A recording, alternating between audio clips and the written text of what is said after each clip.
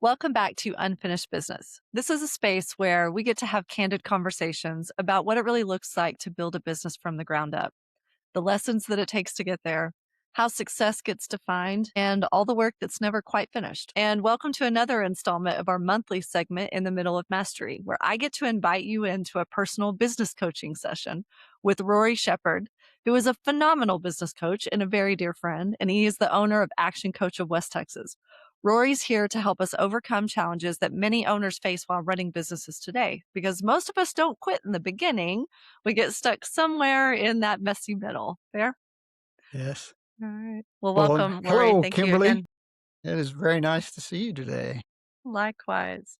Well, I wish we had a more pleasant topic, but I think that this is important to cover. Today's conversation is about something that, none of us really love to talk about or deal with as humans. But I think, as I said, it is important for us to kind of dive into this space. But that's conflict. And, conflict happens in so many different dynamics at the office, like between teams, leadership, between departments, and sometimes even ourselves. And maybe some of it is that we're afraid of engaging in it because for fear of making things worse. So, Rory, I want to start here. At a very high level, why do you think humans, struggle with this concept? Why is conflict so difficult for a lot of people? Well, that's the easiest question you're going to ask me all day, probably. And it's Probably. it's it's horrible. I think we struggle, and a lot of it is based on different personalities, but we struggle either because we want to be accepted, or we want to be liked, or we want to be to seem like we know what's going on, or we want to be in control. So there's a million different reasons why we either create conflict or avoid conflict, or kind of get stuck when conflict. I mean, we do the fight, flight, or freeze kind of thing when conflict comes up. And it is so amazing to watch people where they can be open to conflict with certain people and then not with others. Right. And so they, you know, I had a lady that worked for me for a number of years when we were at Whataburger, and probably 5 of the 7 performance appraisals I did for her, one of the things that was on every one of those was stay in conflict longer, Hmm. What do you mean by that? because Stay in conflict stay in longer. conflict. So she would just give in and give up, and not, I mean, even though she knew what was right, what we were supposed to do, what was right to do, what we had asked her to do, if somebody resisted or pushed back, she would just fold. And it was, no, you have to stay in conflict longer. Not mean or hateful or mean spirited language or harsh language, but you just have to be willing to, and we'll talk about this, I'm sure, but healthy conflict is when we're in conflict about ideas or systems or processes or the way we can make something better. And she would know what the right choice was and still move away from that because somebody was pushing back. But when we're in conflict about those kind of things, the product that we create is going to be better. And so I have to be willing to stay in conflict in those kind of, in those areas. But what we think of, and it's been painted for us forever, is conflict is when all those other words that I said come up, right? When it's harsh and hateful and mean spirited, and you talk bad about me and you call me names. And that's the image that we have when we think of conflict. And that prevents us from wanting to be in that conversation.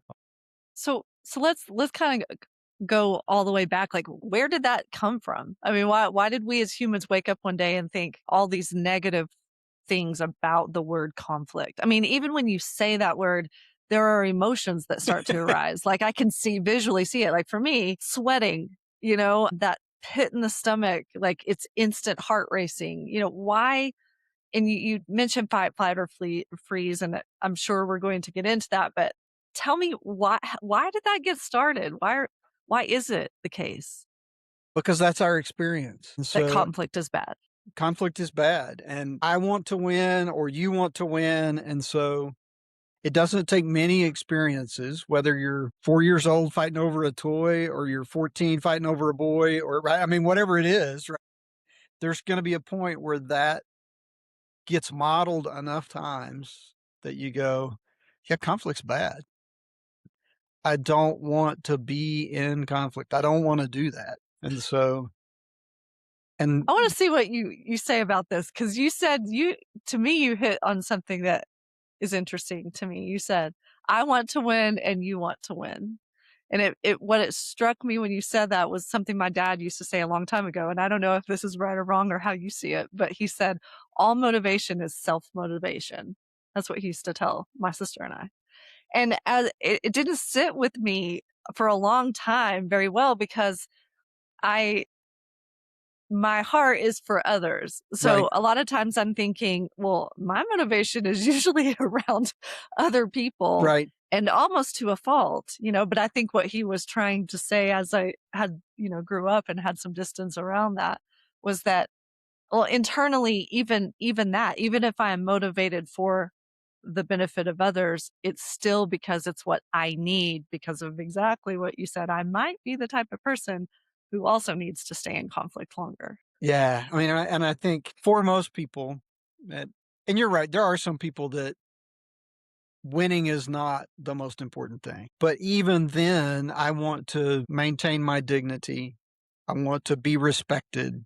I want to be understood. And so when we get in conflict with someone else, those are things that we don't maintain, right? I mean, those don't stay there, especially when we get into name calling or being hateful or angry or any of those things. We do have that almost instant memory feeling in the pit of your stomach and the red coming up your neck, or, start to sweat, and it hadn't even started. Like, so how many times do you imagine the conflict and you say this, I mean, and you play it out. I'm going to say this and they're going to say this, and then I'm going to say this. And we play all this out over and over before we get into the session. And then that's not the way it goes at all. Right. I mean, Oftentimes. Yeah. or it It's does go funny. that way because we're playing our side of the script regardless of what they're doing, right? I mean, and it would have been so much better if we would have just gone in open-handed and open-hearted and saying, this is this is what I need, what do you need? We talked about that when we did some stuff on negotiation, right? I mean, what's the best possible outcome out of this conversation, right? And both of us have that at the forefront of our mind. In some cases, there might not be conflict at all. I mean, I've used a phrase for a long time that, you know, we are in violent agreement, right? Both of us are yelling so loud that we can't hear what the other one is saying. But if you step back, we're saying the exact same thing, right? I mean, we are arguing the same point, but you're using a little bit different words, or you're saying it in just a little bit different way, and I'm not listening. We are violently agreeing with each other. What's striking to me about that is, in a personal scope or sphere, I think we can see ourselves and maybe how we react in conflict or what that feels like. But we take those personalities in the office too. So what happens, and particularly, this, it's not like we're sitting around having a lot of dialogue about this. Most businesses, I don't, at least that I've encountered, probably you too, but they don't have these types of conversations. So we're all just like untrained little monkeys, just reacting, not even Yes. responding, reacting to the way our normal patterns of how we choose to deal with conflict. So I'm curious, can you describe what you've seen happen inside a business when conflict is bubbling, but it gets ignored? It continues to escalate, right? And so, I mean, if you and us left to our own devices, that's what we're going to do. We're going to escalate. We're going to have hurt feelings. We're going to stop talking. I mean, that's the other. Maybe we ought to talk. I mean, just real briefly, that conflict is on a continuum, and both ends of it, as opposed to going from bad to good, or having one end of that continuum or that spectrum that's good and one that's bad. Um, Conflict truly is negative on both ends. And only in the center is where positive conflict occurs. And so one end of conflict is that hateful, harsh, mean spirited language. The other end is actually apathy. I just don't care. And so both of those are just as negative. And so if we allow it to percolate and bubble in the business, but we don't ever address it, some people are going to go to one end and talk bad about you at the water cooler and the coffee pot every day. And others are going to just check out and avoid you, ignore you, stay away from you, and have apathy about. And so neither one of those is productive. Those are both very negative outcomes of conflict.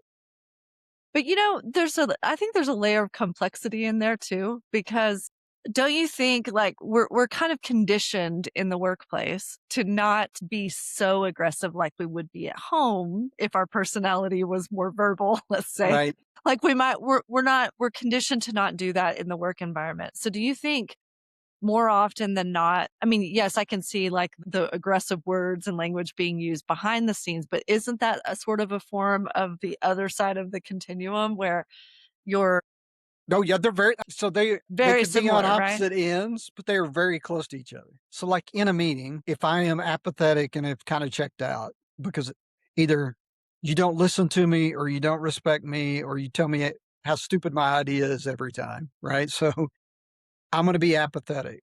But as soon as I leave the meeting, what am I going to do? I'm going to walk. Yeah, I'm walking to the parking lot. I'm going to the water cooler. I'm going to say, I just can't stand how Kimberly treats me in meetings.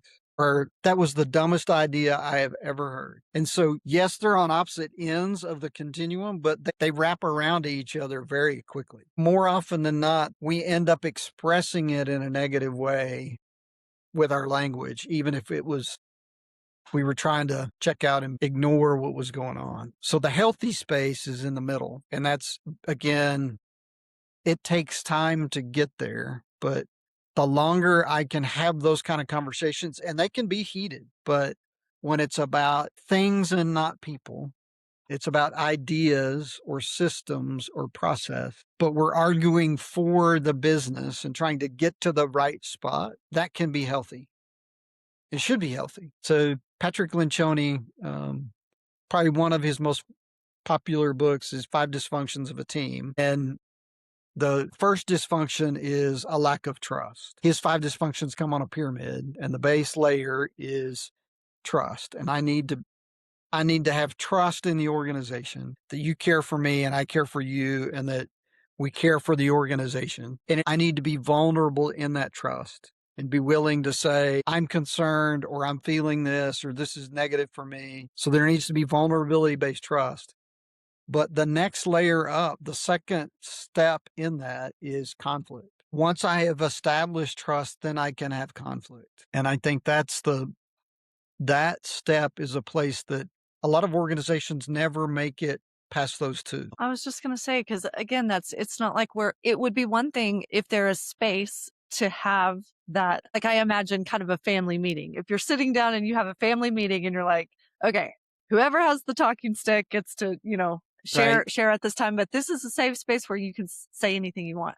I don't see very many organizations that have that type of dynamic on a regular basis. I mean, it's weird because I think we can all feel it when it's there, but can you Mhm. articulate like green flags when you know that an organization, like if you walk into it for the first time, outside looking in, what are the green flags that an organization has made it to that first step? I'm going to answer it with a little bit of a discussion about a book first, just because that's where I want to go. Charles Feltman wrote a book called The Thin Book of Trust. And the beauty of the book is he has changed the way I think about trust. So if I just watch your facial expression and if I say I don't trust you, what happens when I say that?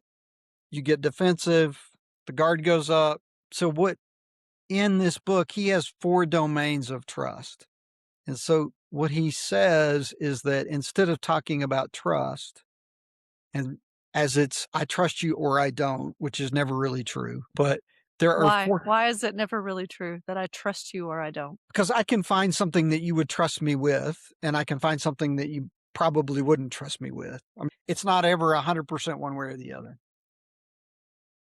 Degrees of trust. There's lots of things that you would trust me with, right? But at some point, there may be something that we would say, no, I don't trust you in that with that. But his domains are The first one is sincerity. So am I honest? He says authentic. I've got a little problem with the word authentic being in that definition, but am I sincere? Am I genuine? Am I truthful? If I don't believe that you're sincere, right? I'm not going to trust you. But that gives you a different flavor than just saying I trust you or I don't trust you.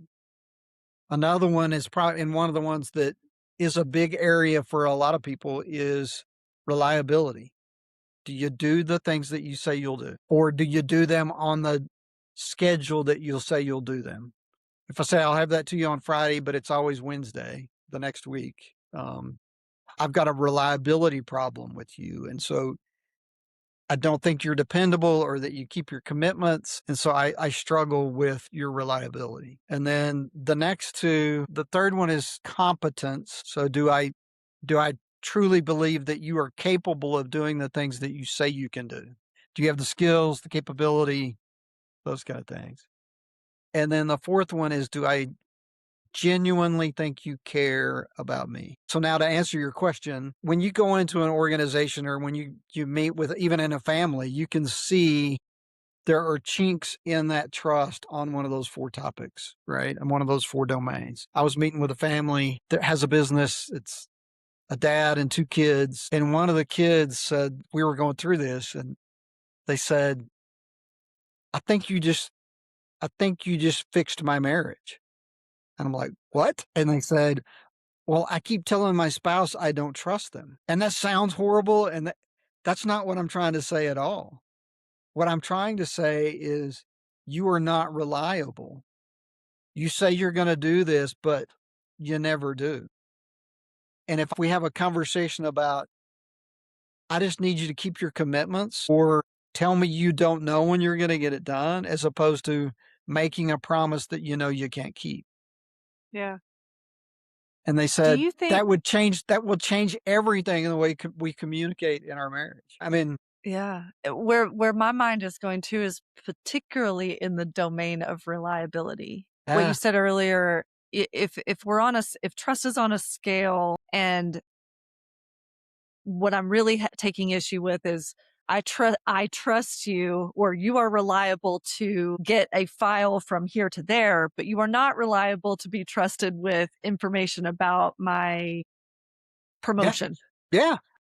or whatnot, right? Pay So scales, or yeah, I mean, exactly. there's certain things that, I mean, So then cannot tell I you guess how many situations I've been in my career where I mean, I've said it forever, is, my office is the safest room in the building, right? I mean, you can say things in here, and if you don't want them to go anywhere, they won't go anywhere, right? But I mean, that's a different level of trust than we get with most people, right? I mean, at some level, it's a need to know, or that's sensitive information, or that's personal information I'm not going to share with you. It's not that I don't trust you, right? But at some level in there, we get to that spot.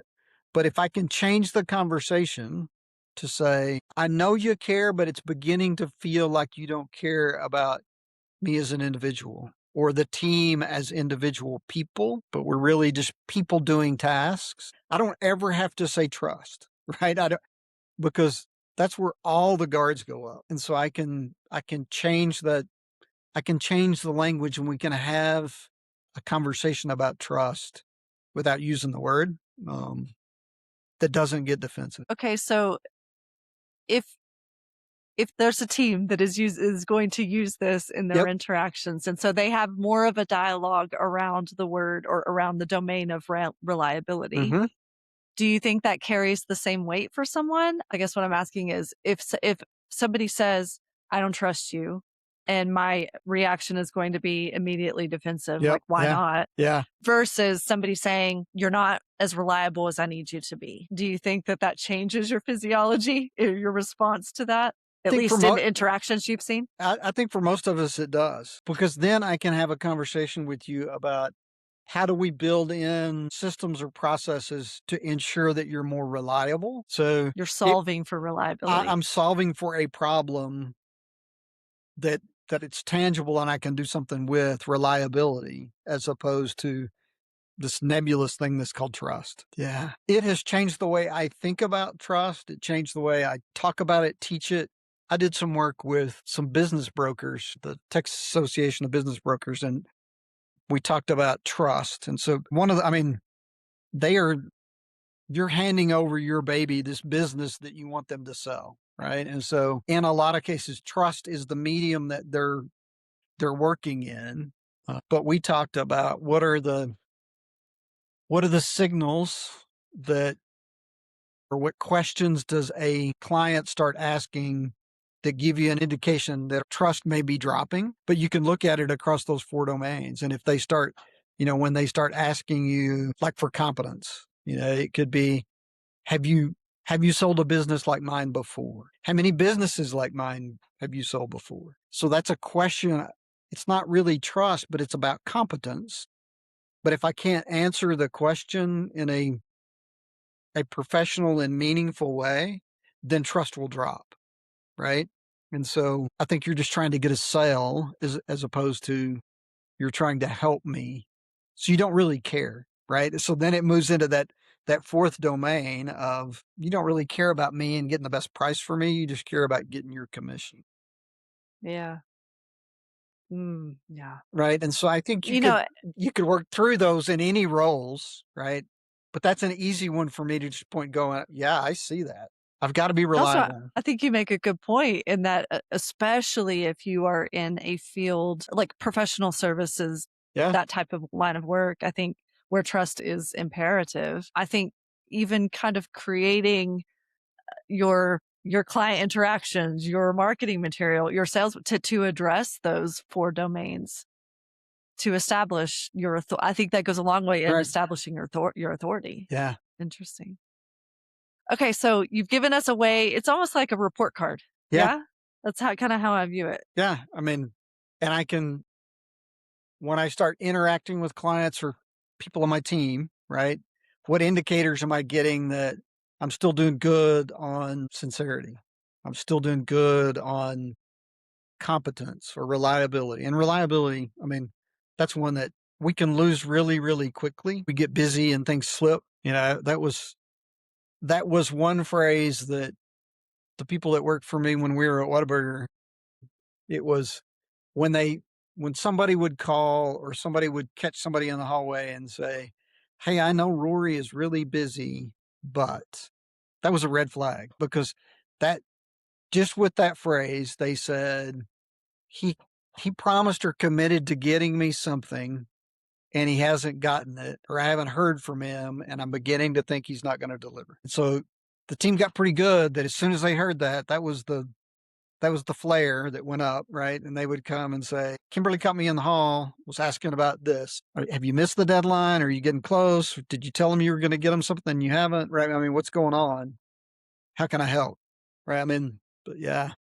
So what do you do if you get that red flag? And this is a little bit off subject, but I think that's how conflict starts to arise, right? It's like there's a red flag, like you said, there's a flare, and I either choose to ignore it and keep going, or I choose to dive in head first. And I think everyone can relate to being pulled in multiple different directions. I think the average worker has at least 2 to 3 positions Yeah. underneath their Yeah. belt. We're all so frazzled. So how do you go about addressing that so that maybe you don't get into conflict first? And then we'll talk about what it looks like if you find yourself in the middle of it. Yes. Any of those early warning signs are not going to go away and it's not going to get better if you ignore it. You got to, address it, have a conversation, pick up the phone, that device that we carry in our pocket that we think is only good for texting.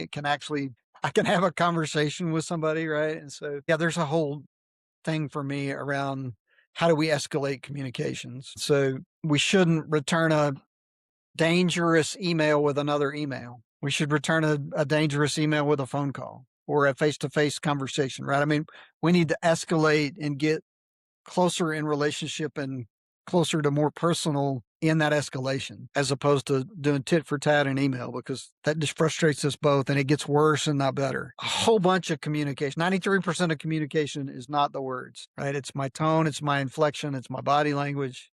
You don't get any of those if I'm typing on a keyboard. And you don't get very many of them, even if I'm on the phone with you, right? So if I can be in the room with you, but again, it's back that early warning sign is I need to address it as soon as I feel it, because if I'm feeling it, then they're probably thinking it or saying it, or it's already worse than I really think it is. You can look at those 4 domains and go, which one of those 4, like as a team, you could get together and just say, which one of those 4 is the hot button for me? When I feel like you're not sincere, then I don't trust you.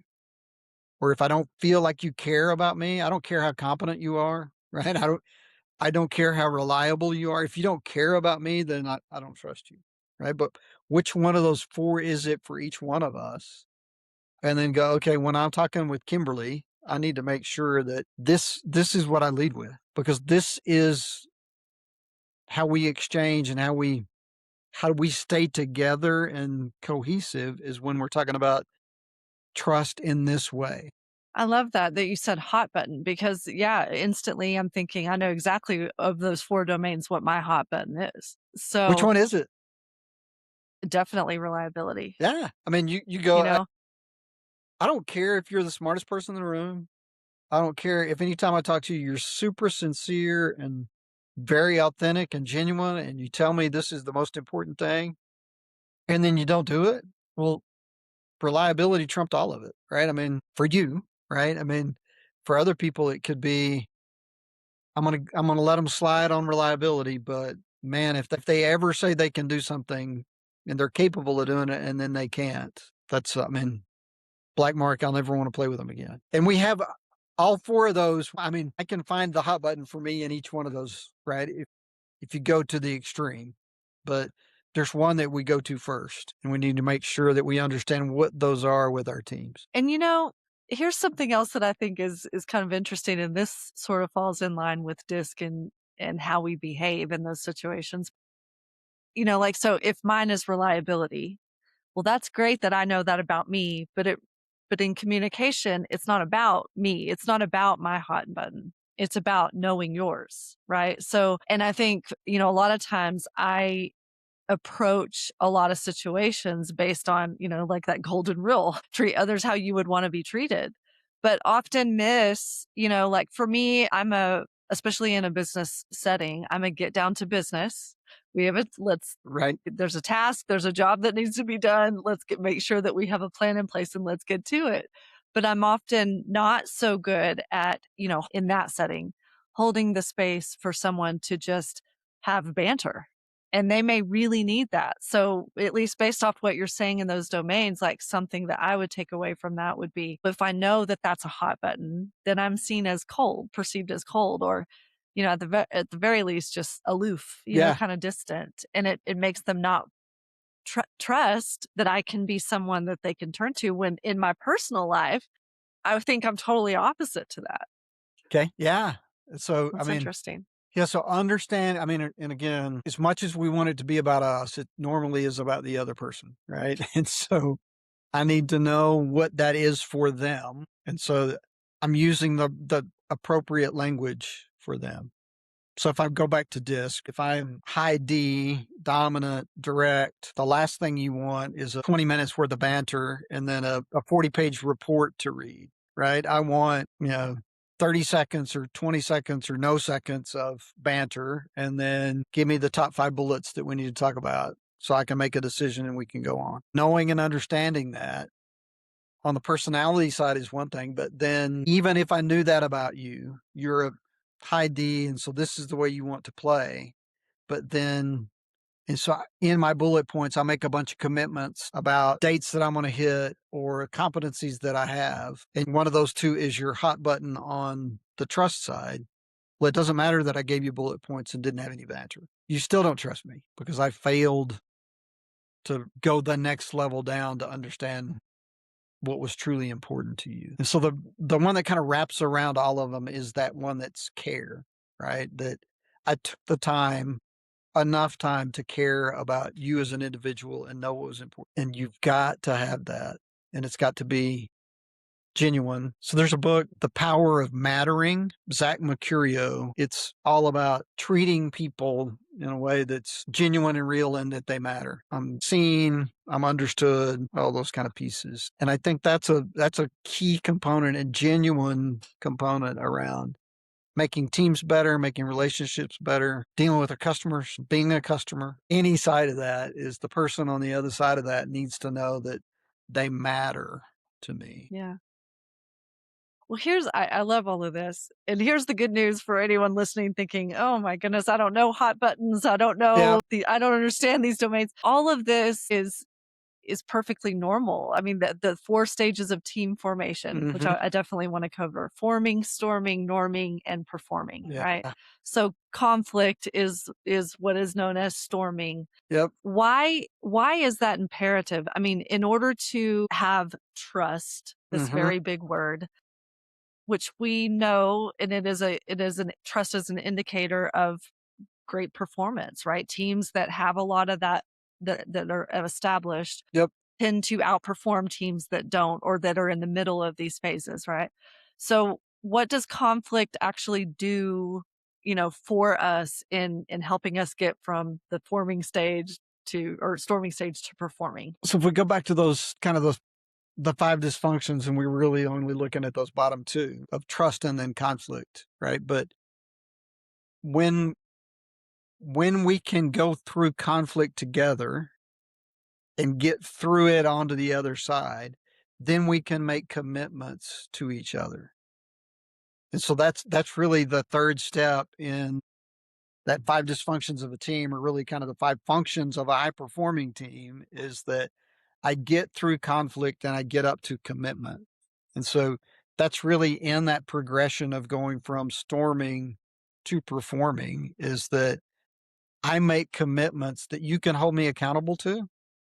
And I actually want you to hold me accountable to, so that we can be better as a team. How many times is an organization not doing its absolute best until it has a little bit of adversity and conflict and has to, circle the wagons, and it's us against the world. And when we get through that, then it's never the same again. There's a camaraderie and a closeness that happens when we can get through that, whether external or internal conflict together, then we can make commitments to each other that will hold. It's not platitudes or just something we say to get out of the meeting. It's genuine, right? That this is real to me, and I'll make this commitment to you, but I want you to hold me accountable to that. Can you share a story of businesses that you've coached that went through, describe what that looked like from hitting the phase of conflict, not necessarily having discussed all this in advance, but Right. actually in real time what that looked like. And then what was has been the outcome since. Well, we were talking about it before we started recording, but I think COVID was one of those, right? I mean, that was an external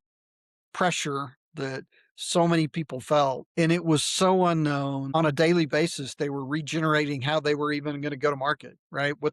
How they were going to interact with customers and what they were going to do and what their services were. And we can't be open. How do we do this? And so, but the ones that did it and did it well came through that and could not ever go back and be the same. And I think so that's an easy external version. But if you go internal, so many times we have a really tough conflict where we're embattled, right? And we're at an impasse. Got a business owner that was in a position where he was like, we're tough financially. We're going to have to let some people go. Had a conversation with like a director level, about a couple of folks on the team, and they were trying to decide which ones or one they needed to let go. The conflict was not that hateful, harsh, mean spirited, but it was the conflict on how do we get through this in a way, close relationships with all these people on the team. This is something we weighed heavy, right? And they struggled with this for a couple of weeks, and then got to a spot where the director came in and said, of the people that we need to consider, this is the one that I think we need to let go.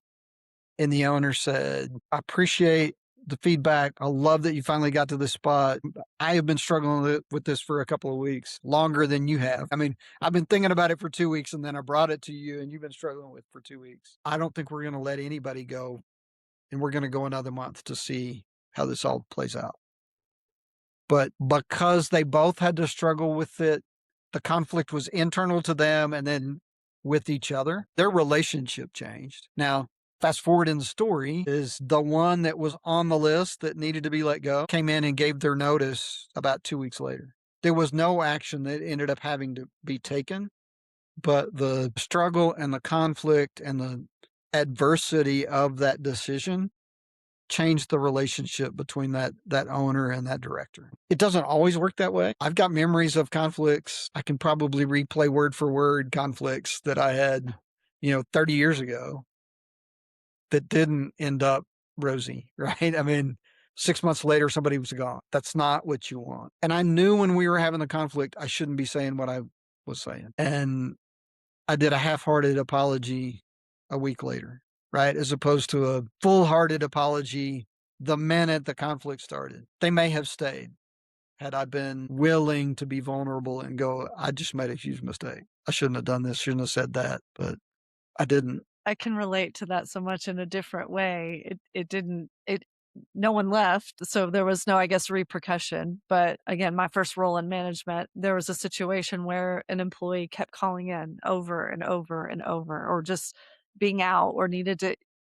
Right. And I do think that I mean, again, we're all human, but in management, I think so many times you get a somewhat jaded perspective, Mhm. especially if it's a position where, like in sales, there's a lot of freedom, and a lot of it's not very easy to micromanage. And so one thing that I had to learn about myself is, why am I needing to do that? So that's a whole different conversation. And in particular, why with this person was there so much of that need, Mhm. on both sides, like need to escape and me Yep. need to try to figure out what was happening. And in a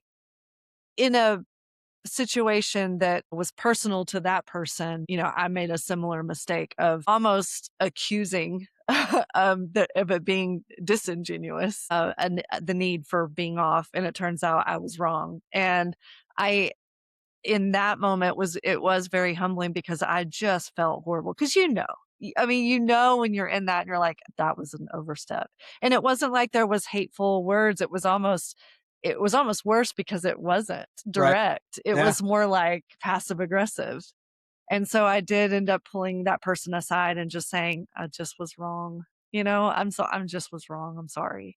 And fortunately, this person was very receptive to that and very forgiving, and we moved on from it. But that was a moment that I go to of just going, God, I messed up, Yeah. But to be a leader that comes to say that is something that now in hindsight, I'm proud Yeah. of that moment. It was not fun, but I was proud of that moment when And I it will happened, point and out, it changed our dynamic. yeah, and I will point out that that's an early indicator that reliability was a hot button for you. Yeah. I mean, Right? definitely, Yeah. just do it. I think because I tend to lend trust very easy until somebody proves themselves unreliable. And then I start getting, a little, I start getting annoyed, and then it grows and perpetuates from there. But Yeah. yeah, I mean, I think in hindsight, that's definitely what that indicator was for me. Yeah. So we've talked a lot, we're talking a lot about what the conflict looks like. Let's talk about the opposite. What does healthy conflict look like? Like in a situation where it's the type of conflict that we need to get to the next phase. How can a leader be sure? Like what are the differences? Well, I think those 4 domains, right? Am I maintaining those 4 domains of trust? But then in Lencioni's kinda hierarchy, then commitment is, I mean, that is an outcome of trust and healthy conflict, is that we are willing to commit. And so whether that's, if we argue about a direction or an idea or a promotion or a marketing plan, we can argue about it and be heated. I mean, and so the crazy thing is, outside the room, if I'm outside the room listening in, negative and positive conflict could sound a lot alike, right? I mean, Yeah. it could still be loud and it could still be animated, and I could be, you know, very passionate about the point that I'm trying to make. But I think the difference is, when we walk out of the room, are we committed to say we made the best right decision and we're committed to do that? Because then the fourth step up in that hierarchy is accountability.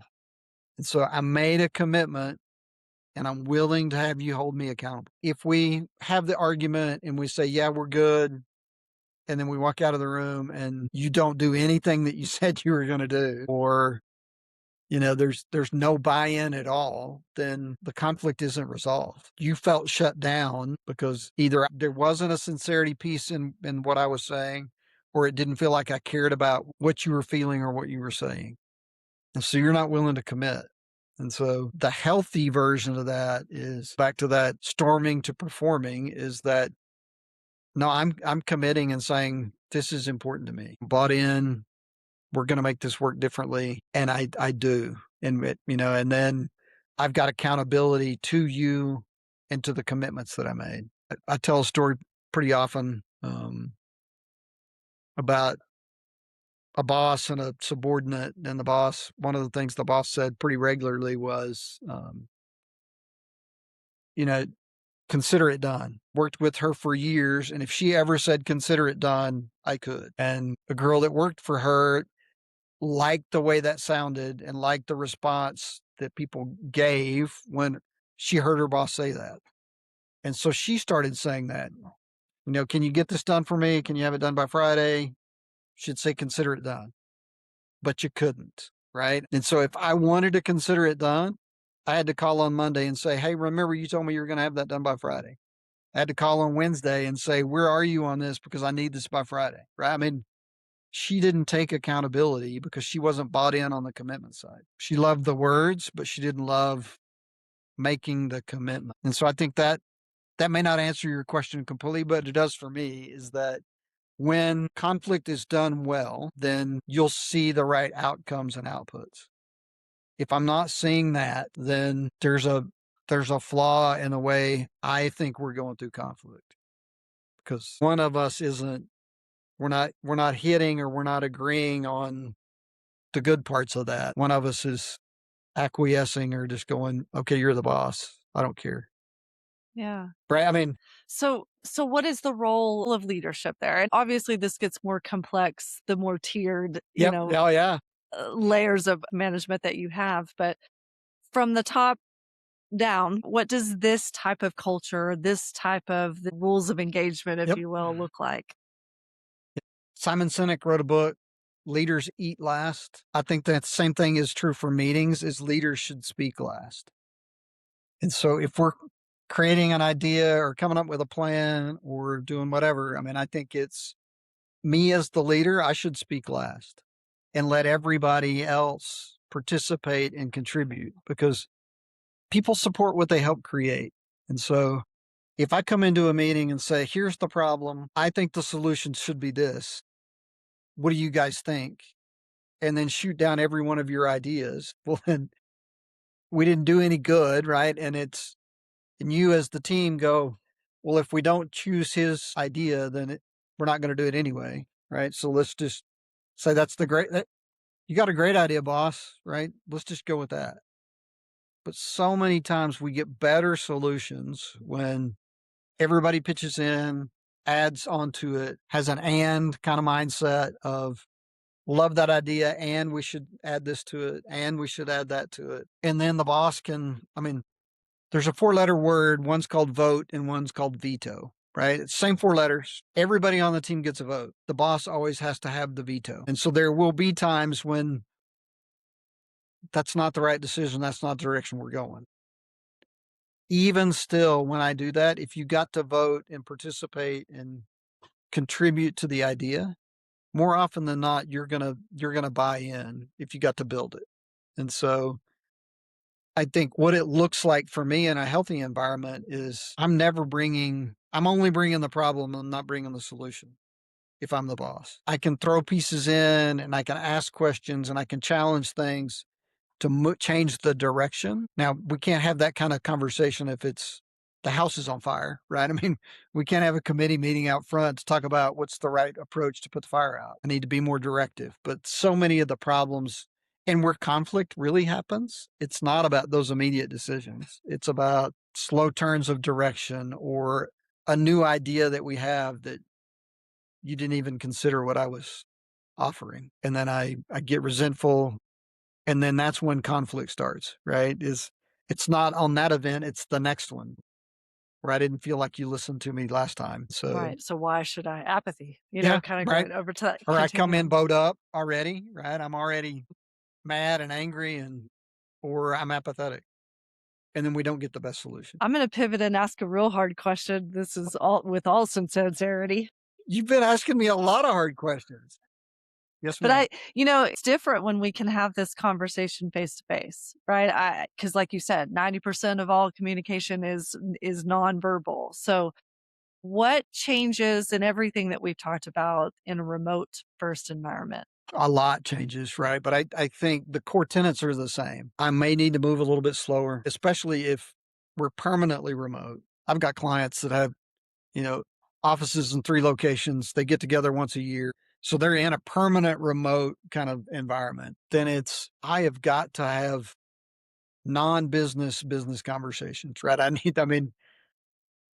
need to spend more time with you, understanding who you are, what's important to you, things about your family, because all 4 of those trust domains get fractured if we're only doing transactional stuff remotely and there's no human interaction. And so I think you've got to go a little bit slower, invest more time in them, and have meetings that are about them, what's going on in their lives, those kind of things. And it's not a business topic. So one-on-ones have to change in that remote environment because when we're all in the office, there's so many opportunities to interact. That I can get the personality and I can understand your humor and those kind of things. That if we're all business via Zoom or email or Slack, I don't get any of that. And so then the super sarcastic kind of zinger that you put in the Slack message comes off completely wrong if we don't have a relationship. Yeah. Like fighting via text. Exactly. Yeah. So at a minimum, how an organization that is mostly remote or largely remote or considering that, Yeah. how often should they be face to face as a group? Ooh, I think it's hard to have real relationship if I'm not getting together. I mean, at least quarterly. I played in some very large organizations where we met with a lot of folks on a quarterly basis. You had to be very intentional. I mean, when you're meeting just once a quarter face to face, and I lived in the town where the corporate office was, so everybody was coming from out of town, and the temptation was, well, I'll just go home at the end of the night and I won't go out and eat with them. But I had to say, no, this is important enough. They came here from wherever, right? I mean, they're here from Phoenix. I need to not just be in the meeting room with them for 8 hours, but we ought to go out to eat, and I ought to meet them for breakfast tomorrow morning. And I mean, but quarterly was hard. That's a hard cadence if you don't invest the time, but it's going to cost you more, right? I mean, one of the beauties of Zoom or meeting electronically is that it drives down the cost. In person is very expensive. But so I would start with quarterly. Maybe you could do it semi-annually. I mean, quarterly seems like a minimum to me in most cases. So But almost just view it as an operational expense. yeah, I mean, It's a must. relationships matter. All right, so I want to end, and we've gone a little over. So thank you for staying in this discussion a little longer. But what skills will future leaders need that many currently lack? I think it goes back to that last point is that, and again, before we started recording conversation just about what we learned in college versus what we learned on the job and in the business. You know, the hard skills, the competencies, I mean, all that you got in college, whether it was marketing or business or accounting, right? I mean, you had to learn the skill to do the job, but the thing that future leaders need, and I think it's all of us need, we've gotten way more lax on being good at communication, being good at relationships. We cheat, right? Facebook or LinkedIn or Outlook tells us it's Kimberly's birthday today, so we send a text. I didn't know it 5 days in advance and took time to handwrite a card and put it in the mail. And I think those small things, those are things that none of us do at the level that we should be doing today. And I think they're even more important in the future. Because again, we can have AI look in advance for us and do that, in a different way, but it's still not personal. it's still not genuine or real. And I think that's the skill. It's communication, this interaction. I'll plug one more book real quick. Marshall Rosenberg wrote a book called Nonviolent Communication. Crazy good book. Satya Nadella said it was the book that changed the culture at Microsoft. It was written in 2015. I didn't find it until about 2 years ago, probably.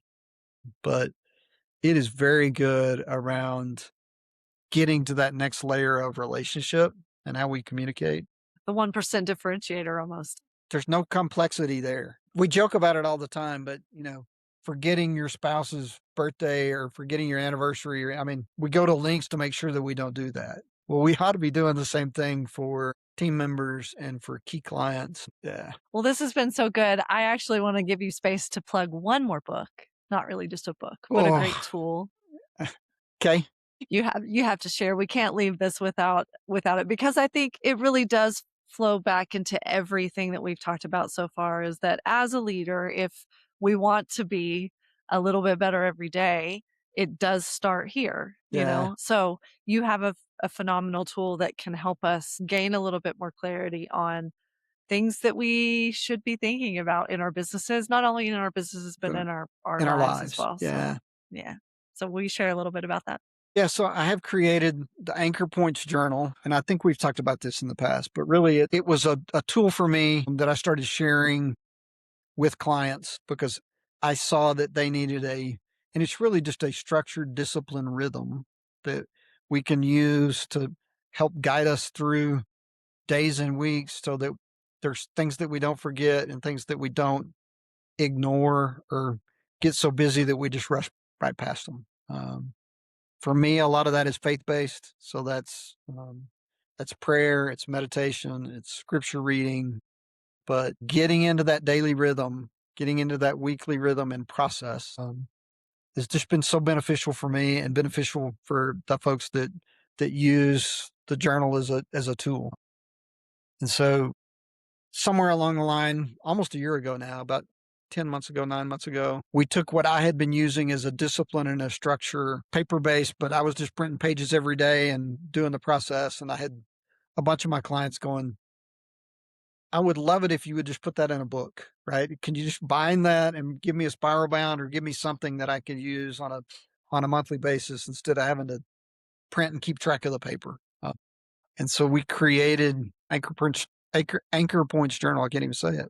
It's gone through some iterations over the last 9 or 10 months, but really it is that structure and that discipline. And you don't get it right every day. I don't get right like a whole bunch of days. And, there are weeks that I can look back and go, man, I didn't do anything last week. I still do that. And man, I can feel it. And I can tell, I mean, I don't even have to go back and look and go, last week was a disaster. And I bet if I go look, there's whole big chunks out of the daily processes that I didn't follow. And so that's what it's there for. It's to give leaders a tool set that gives them grounding in a spiritual sense, but then also structure and planning on the business side, on daily activities that I need to do. And, we've talked about one of those in the past, but I was in a conversation just this past week about 17-minute sprints, and instead of trying to power through something for 4 hours or say, I'm going to work on this till it's done, my productivity goes down dramatically somewhere between 20 and 25 minutes on working on something without taking a break. So 17 is the number that we use, but stay on it, dedicated, set a timer, work on it for 17 minutes, and then give yourself a 2 or 3 minute break, right?